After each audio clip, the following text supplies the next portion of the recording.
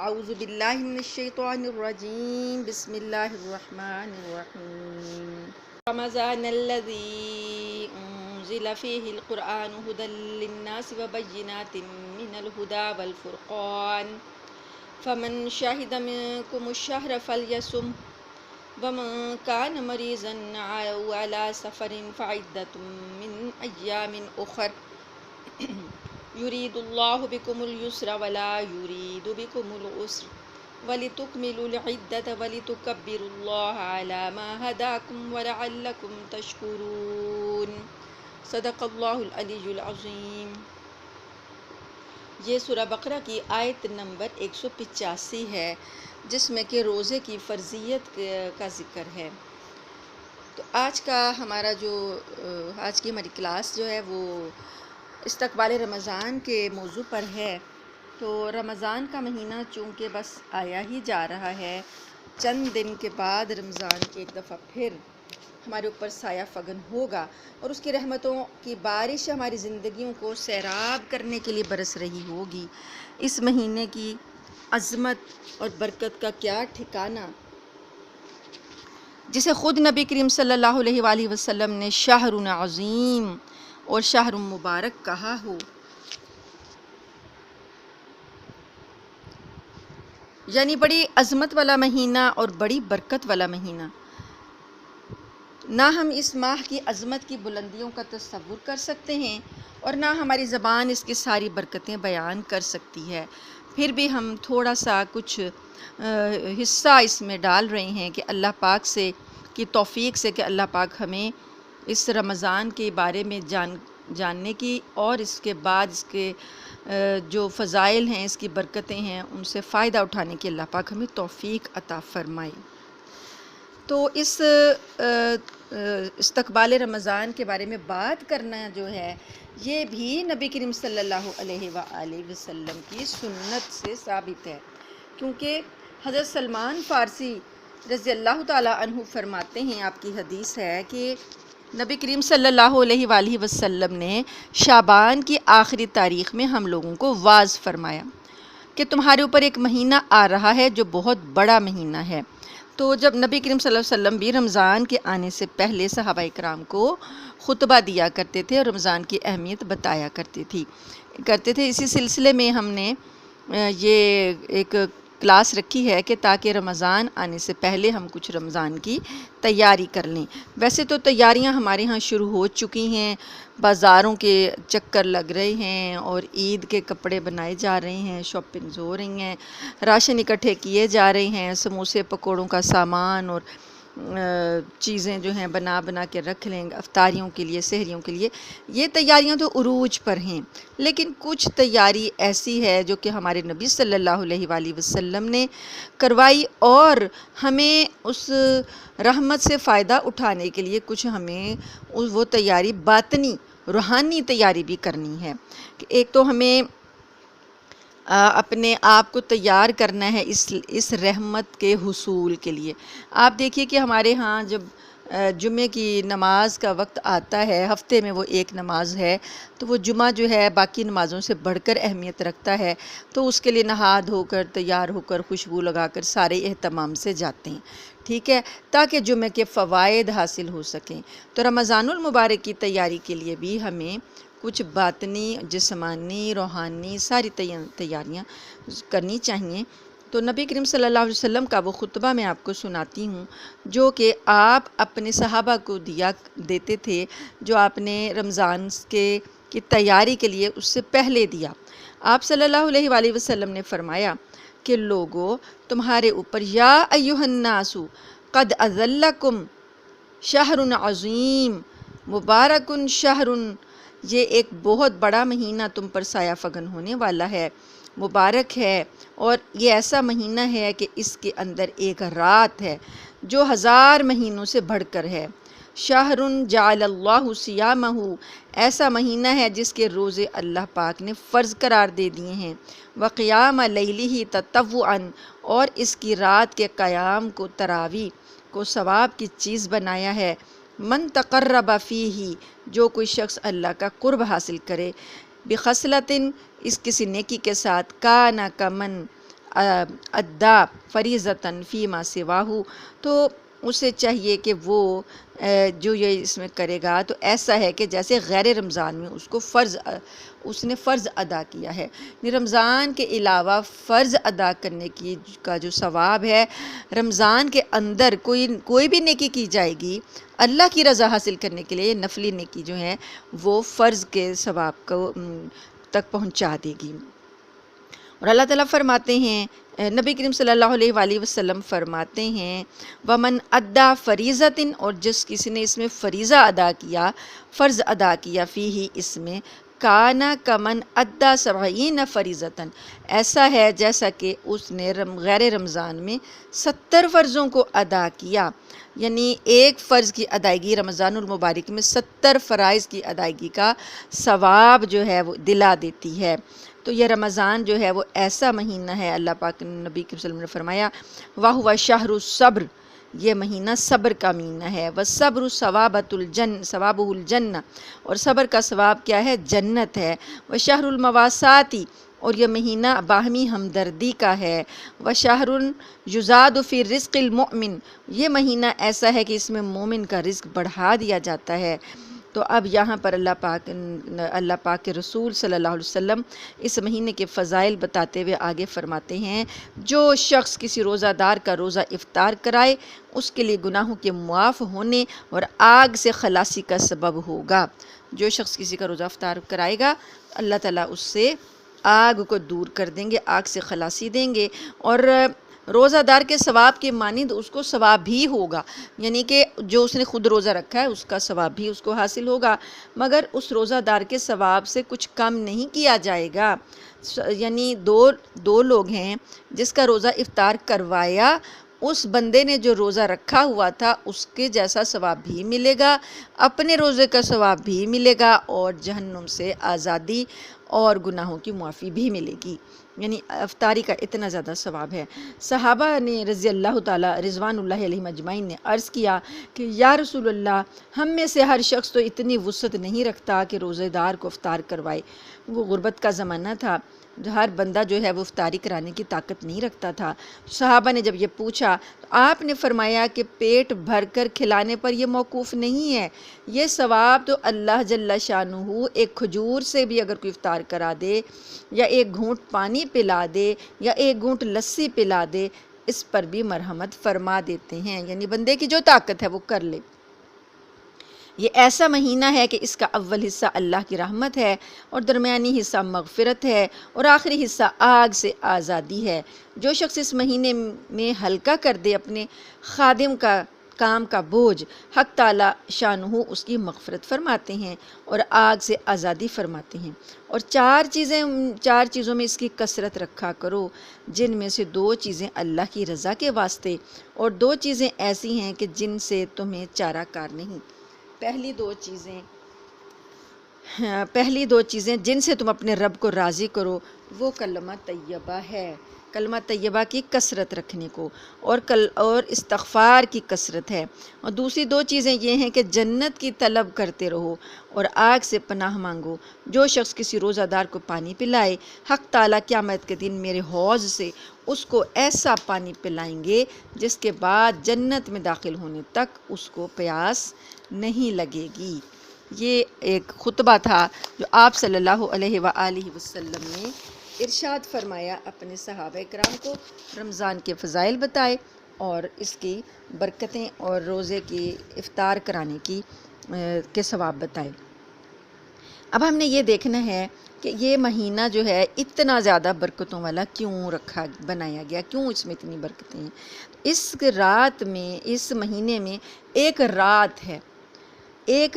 ہے جو کہ 1000 مہینوں سے بڑھ کر خیر و برکت کے خزانے جو ہے لٹانے والی رات ہے۔ تو وہ مبارک رات جس میں ہمارے رب نے اپنی سب سے بڑی رحمت ہمارے اوپر نازل فرمائی، وہ ہے قرآن پاک۔ اللہ فرماتے ہیں انا انزلناہ فی لیلۃ مبارکہ، اللہ پاک نے اسے مبارک رات میں نازل کیا۔ تو وہ رات جو ہے انا انزلناہ فی لیلۃ القدر، اس کو لیلۃ القدر کہا گیا، قدر والی رات ہے، اس میں اللہ پاک نے یہ اپنا کلام نازل کیا۔ تو اللہ کا جو کلام ہے وہ کیا ہے؟ اللہ کا نور ہے، وہ نور جس سے کہ رات کا اندھیرا چھٹ جاتا ہے اور روشنی جو ہے وہ بکھر جاتی ہے۔ تو یہ ہدایت کا نور جو ہے ہمیں ان رمضان کی راتوں میں اللہ پاک نے دیا۔ تو اللہ پاک نے بتایا کہ اس ماہ کی ہر گھڑی میں فیض اور برکت کا اتنا خزانہ پوشیدہ ہے کہ نفل اعمال صالحہ فرض اعمال صالحہ کے برابر بن جاتے ہیں، اور فرائض جو ہیں وہ 70 گنا زیادہ وزنی اور بلند ہو جاتے ہیں۔ تو رمضان آتا ہے تو آسمان کے دروازے کھول دیے جاتے ہیں اور رحمتوں کی بارش ہوتی ہے، جنت کے دروازے کھول دیے جاتے ہیں اور نیکی کے راستوں پر چلنے کی سہولت اور توفیق عام ہو جاتی ہے، جہنم کے دروازے بند کر دیے جاتے ہیں اور روزہ بدی کے راستوں کی رکاوٹ بن جاتا ہے، شیطانوں کو زنجیروں میں جکڑ دیا جاتا ہے اور برائی پھیلانے کے مواقع کم سے کم ہو جاتے ہیں۔ یہ بخاری اور مسلم کی متفق علیہ حدیث ہے۔ اور ایک جگہ آپ نے یہ بشارت دی، ابو ہریرہ رضی اللہ تعالی عنہ فرماتے ہیں کہ بشارت دی ہے نبی کریم صلی اللہ علیہ وآلہ وسلم نے اس شخص کو جو رمضان المبارک میں روزے رکھے کہ اس کے سارے اگلے پچھلے گناہ بخش دیے جائیں گے، اور اس شخص کو جو راتوں میں نماز کے لیے کھڑا رہے اس کے بھی گناہ بخش دیے جائیں گے، اور جو شب قدر میں قیام کرے اس کے بھی، بس شرط یہ ہے کہ وہ اپنے رب کی باتوں اور وعدوں کو سچا جانے، اپنے عہد بندگی کو وفاداری بشرط استواری کے ساتھ نباہے، اور خود آگہی اور خود احتسابی سے غافل نہ ہو۔ یعنی آپ صلی اللہ علیہ وسلم نے بتایا کہ جس نے روزے رکھے ایمان و احتساباً، ایمان کے ساتھ، یعنی ایمان کو بھی بچہ کا خیال رکھتا گیا کہ ایمان میرا محفوظ ہے، یعنی اس کو ضائع نہیں کیا، اور احتساب اپنا محاسبہ بھی کرتا گیا کہ میں جو کام کر رہا ہوں روزے کی حالت میں وہ تقویٰ کے حاصل کرنے کے لیے کر رہا ہوں، اپنا احتساب بھی کرتا گیا کہ میرا روزہ جو ہے وہ کہیں خراب تو نہیں ہو گیا، کہیں میں نے اپنے روزے کو وہ گناہوں سے آلودہ تو نہیں کر لیا، احتساب کرتا یعنی برائیوں سے بچتا رہا، وہ ہے احتساب۔ تو پھر اللہ نے وعدہ دیا ہے کہ اللہ اس کے سارے گناہوں کو معاف فرما دے گا۔ اب آپ صلی اللہ علیہ وآلہ وسلم نے فرمایا کہ یہ مہینہ جو اس مہینے کو پا لے گا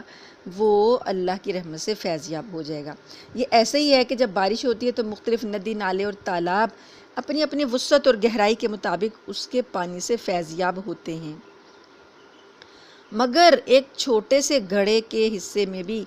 اتنا پانی آ جاتا ہے کہ وہ بھی ایک لمبا چوڑا تالاب بن جاتا ہے۔ جب برسات کا موسم آتا ہے تو ایسے ہی ہوتا ہے نا، چھوٹے چھوٹے گڑھے بھی تالاب بن جاتے ہیں۔ ایسے ہی رمضان کے مہینے میں اللہ کی رحمتیں بارش کی طرح برستی ہیں کہ جو بہت اعلیٰ درجوں کے حامل نیک لوگ ہوتے ہیں وہ تو حصہ پاتے ہی ہیں، لیکن عام چھوٹے درجے کے لوگ جو ہیں وہ بھی وافر حصہ حاصل کر لیتے ہیں، کیونکہ ایمان جو ہے وہ اس وقت ایمان جو ہے وہ بہت زرخیز ہو جاتا ہے، نیکیوں کی توفیق جو ہے وہ بڑھ جاتی ہے۔ تو ان خزانوں میں سے ہمیں حصہ جو ملے گا زمین کی طرح سے، تو اس کے لیے کیا ضروری ہے کہ ہمیں اگر زمین کی طرح حصہ حاصل کرنا ہے، جیسے زمین بارش سے حصہ حاصل کرتی ہے، تو اس کے لیے ہمیں ضرورت ہے کہ دل کی زمین کو نرم کر لیں اور اس کے اوپر پانی کا چھڑکاؤ کر لیں۔ پانی کا چھڑکاؤ کیا ہوگا؟ آنکھوں کی نمی سے دل کی زمین کو نرم کر لیں، آنکھوں کی نمی ہو، آنکھوں کے آنسو ہوں، اور دل کی زمین کو نرم کر لیں تاکہ وہ زرخیز ہو جائے، اور اللہ کی رحمت جو ہے اس کے اندر جب ایمان کا بیج ڈالا جائے گا تو اپنی صلاحیت اور استعداد کی حفاظت کرتے رہیں گے تو بیج پودا بنے گا، اور پودا پھر درخت بنے گا، اور وہ درخت جو ہیں وہ اس درخت پہ جو پھل لگیں گے وہ کون سے ہوں گے؟ اعمال صالحہ کے پھل ہوں گے، اور پھول اور پتیاں کیا ہوں گی؟ اعمال صالحہ کی کمپلیں ہوں گی، اور پھر جو ہے وہ نیکی کا کی فصل جو ہے وہ تیار ہوگی، اور وہ نیکی کی فصل جو ہے وہ جنت کے انعامات کی ایک طرح سے فصل ہوگی، اور جتنی محنت کریں گے اتنی ہی اچھی فصل ہوگی۔ اگر دل پتھر کی طرح سخت ہوں گے تو، اور جیسے کہ کسان غافل پڑا سوتا رہا اور اس نے زمین کو سینچا نہیں، تو وہ کوئی بھی فصل حاصل نہیں کر سکتا۔ اسی طرح اگر کوئی غافل انسان پڑا سوتا رہا، روزہ نہ رکھا، تراویح نہ رکھا، تو روزہ اور تراویح کا اگر رکھ بھی لیا تو لیکن ان کی حفاظت نہ کی، تو پھر یہ ساری رحمت اور برکت کا پانی جو ہے وہ بہہ جائے گا اور اس سے کچھ خاص جو ہے اس کو فائدہ حاصل نہیں ہوگا۔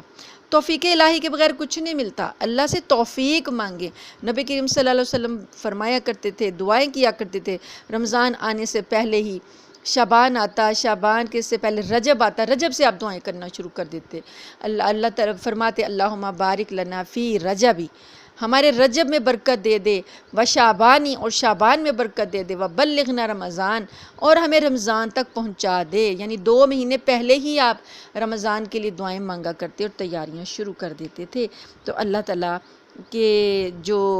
آگے بڑھنے کے لیے آدمی کوشش کرتا ہے، اللہ کی توفیق مانگتا ہے، وہ توفیق جب ملتی ہے تو اسی کو ملتی ہے جو مانگتا ہے، کیونکہ کچھ باتیں ایسی ہیں کہ ایمان اور یہ چیزیں، ہدایت، یہ طلب کرنے سے ہی ملتی ہیں،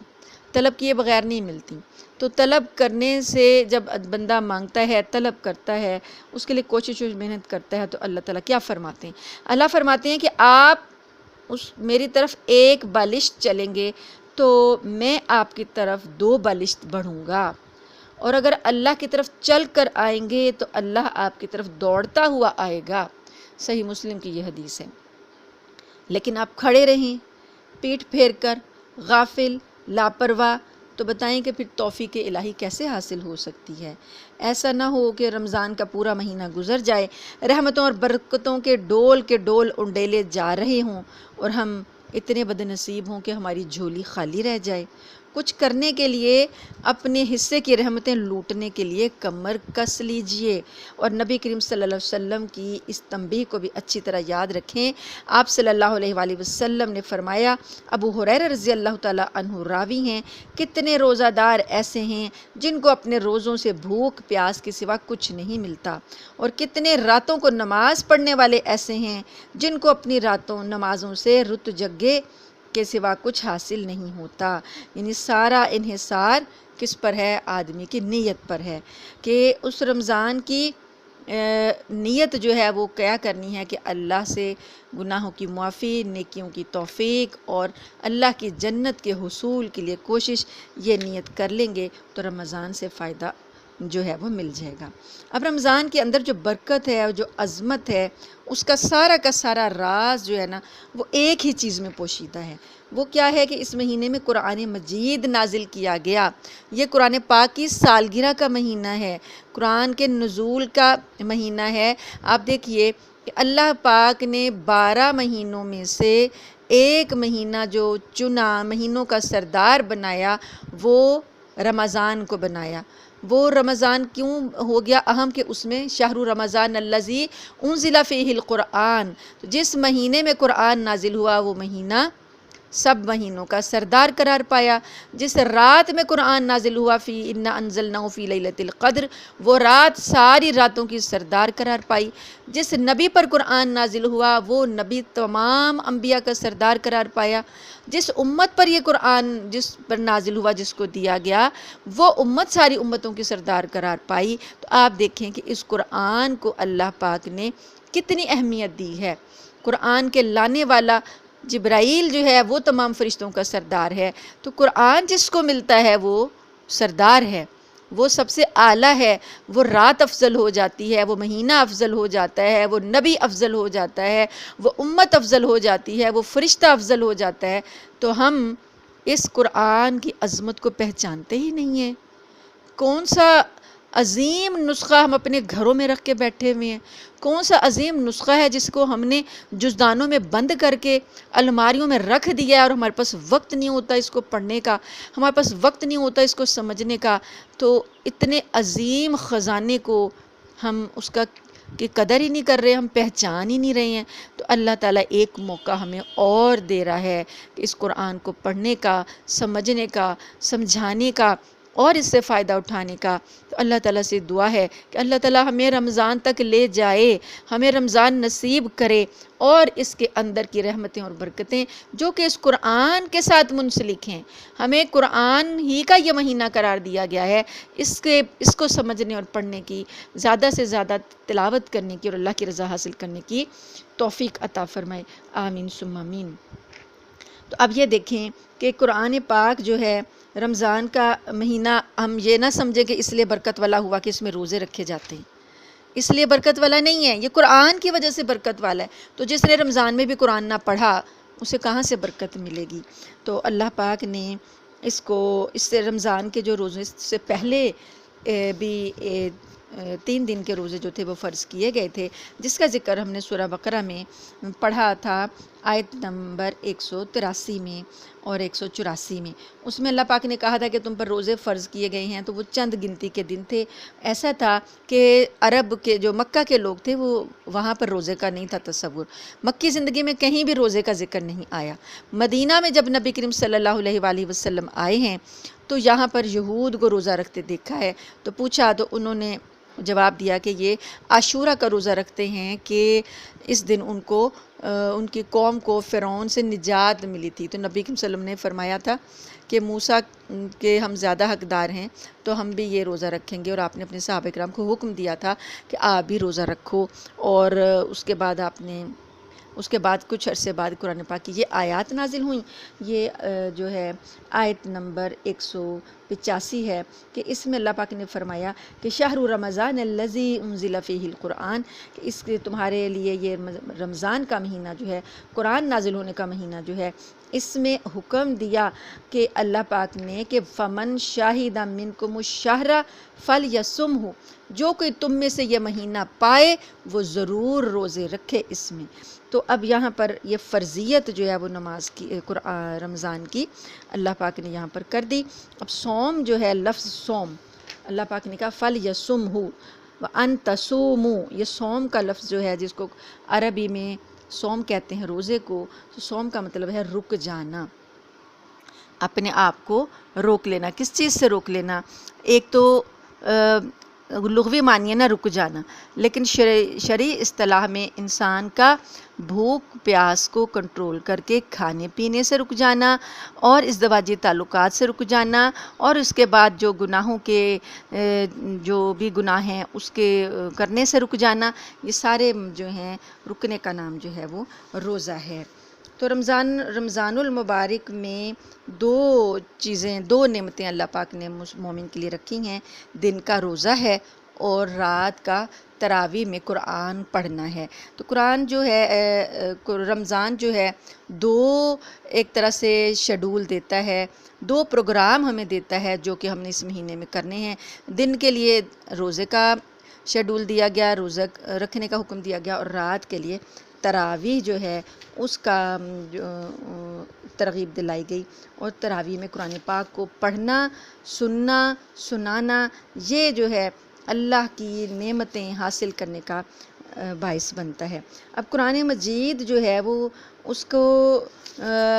کی جو نعمت ہے وہ اتنی عظیم ہے اور اس کا مشن بھی اتنا عظیم ہے۔ جب عظیم چیز کو لینی ہوتی ہے نا تو اس کے لیے کوشش بھی زیادہ کرنی ہوتی ہے۔ آپ دیکھیں کہ جتنا بھی آپ کا ٹارگٹ جو ہے بڑا اچھا ہوتا ہے، بڑا وہ جو ہوتا ہے افضل ہوتا ہے، یا گول آپ کا بڑا عظیم ہوتا ہے، اس کے لیے محنت بھی اتنی ہی زیادہ کرنی پڑتی ہے۔ جو بھی کوئی پوزیشن لینا چاہتا ہے، جیسی پوزیشن ہوتی ہے اس کے حساب سے اس کو بڑی محنت کرنی پڑتی ہے۔ تو چونکہ یہ اس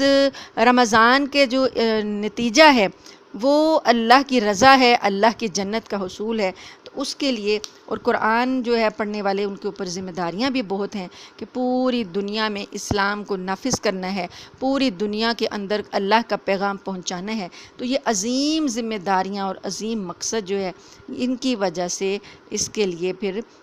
پروگرام بھی عظیم دیا گیا، ذمہ داری بھی زیادہ رکھی گئی۔ ایک تو یہ کیا گیا کہ اللہ پاک نے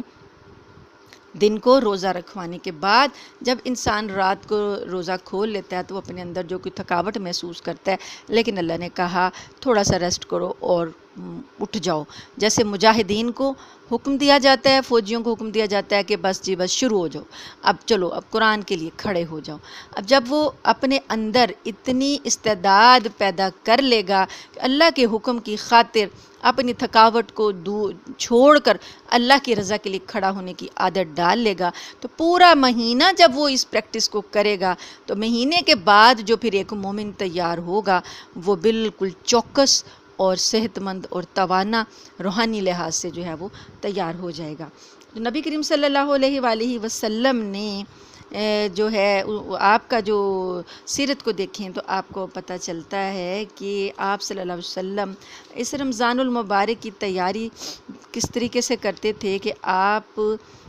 ساری رات، ویسے تو آپ روزانہ ہی تہجد پڑھتے تھے، لیکن رمضان میں آپ کی تراویح اور آپ کے قیام اللیل کا جو ہے وہ حال ہی بالکل نرالا ہوتا تھا. ایسا ہوتا تھا کہ جیسے کہ بارش جو ہے وہ